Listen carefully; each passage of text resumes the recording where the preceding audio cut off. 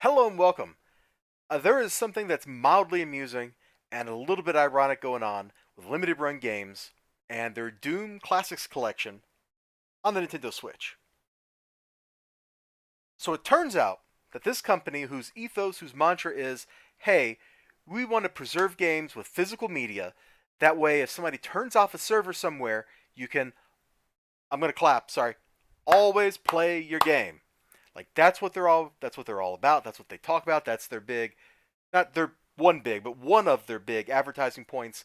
One of the big selling points is we will sell you these physical copies of things for the platforms that you're on. That way you will always have them available. You'll always have the ability to play Doom regardless of where you're at. Which, if I'm honest, that's a great thing. No matter where in the world you are, you should be able to play Doom regardless of whether you have a cell phone, a PC, a Nintendo Switch, or a color printer. Like, Doom should be available on your platform of choice and able for you to play it regardless of what's around you. That's just how the world is. That's how Doom is. So this Classics collection has Doom, Doom 2, and Doom 3. I don't know much else about it because there's not a lot of information on their website about the collection, and I don't even think I even heard of this thing when the pre-orders were available. So this is all just kind of like I'm learning about this stuff right now. I saw this stuff yesterday from this dude's Twitter account right here, and here's the funny part: the first iteration of the Switch games could only be played on Nintendo Switches that had already connected to Nintendo servers. As a practical matter, for most people, that probably doesn't matter. But there's a couple of cases where it does matter, and it also goes against limited run games' philosophy. So, in the future, you could have a Switch that you got, at a discount sale or something from a store that's going out of business, and you don't open it up till boom, 2 years later after Nintendo has deactivated the Switch servers, because that's what Nintendo does. They don't keep legacy systems around. They don't migrate legacy systems into new systems so that they can maintain backward compatibility with their hardware. They don't believe in any of that stuff. Nintendo is like, hey, we're going to lock all of your games onto your Wii and not to you as a person. And so when your Wii fails, you have to rebuy all your games. Like, that's how Nintendo rolls, okay? So keep that in mind. So in the future, all your Switch stuff is just not going to work. Sorry. Which I face this reality because I own a lot of games on Steam, primarily because of Humble Bundles and stuff like that. So, theoretically, if Steam ever goes away, I'm screwed, bro. Just absolutely. I live with this nightmare every day. But I've also kind of come to accept that that nightmare is how the world works, and so, okay, whatever. So that's scenario one. Scenario two is like, let's say you're on vacation to somewhere, you buy a Nintendo Switch, you brought a copy of Doom, or somebody gave it to you as a present, and you plug it in, and you're like, oh man, I'm going to play some Doom on my Nintendo Switch. Because, let's be honest, this box art, totally enticing stuff. Well, guess what happens? You can't. You can't play Doom on your Nintendo Switch until you get that internet connection.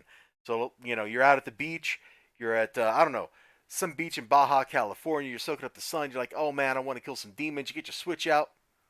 Can't do it. Can't do it. You gotta go back to the hotel and hope you can connect to the Wi-Fi, and you can do whatever it is that the game needs. Kind of sucks, and also goes against the limited run games ethos. So this, in and of itself, is kind of amusing that they would let this happen. Now the next part is also kind of ironically funny because they're like, hey, if you want a replacement copy, and I think this is primarily aimed at international customers because you can see after considering international shipping logistics, and they're doing something kind of smart. They're like, hey, instead of you having to pay like $50 or €50 or uh, whatever money to ship the game back to us, and then we pay the same amount to ship a new copy to you. They're like, let's just have you destroy your existing copy of the game, and then we'll send you a new one after you show us proof. Destroying media, whether we're talking like comic books or CDs or VHS tapes or whatever, always feels kind of wrong to me. Like, I'm not going to lie, this rubs me the wrong way because of that. It's also kind of directly antithetical to what limited run games says.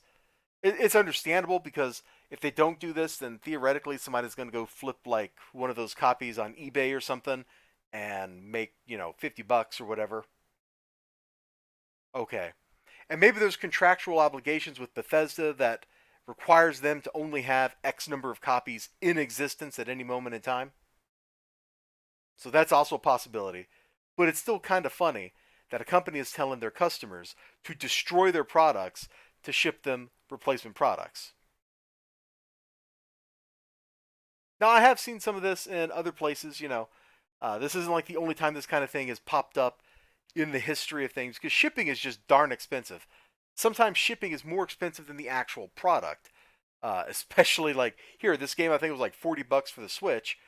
If you're living in, I don't know, Dubai or something, and you order this thing, it's probably going to be like 60 bucks to get it to you. Like it's going to cost a lot of money because international shipping is a crime. It literally is criminal how much it charges you, how much it costs, how much they charge to ship stuff.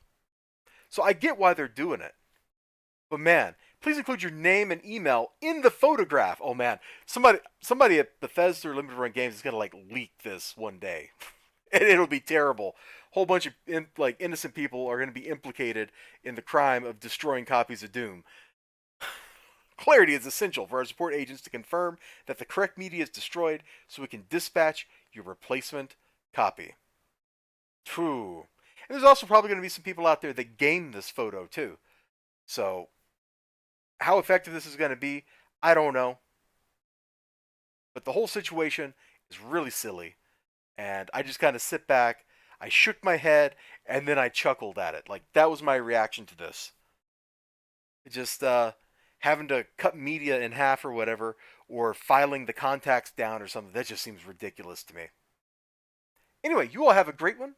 Hope to see you again next time. Until then, bye bye.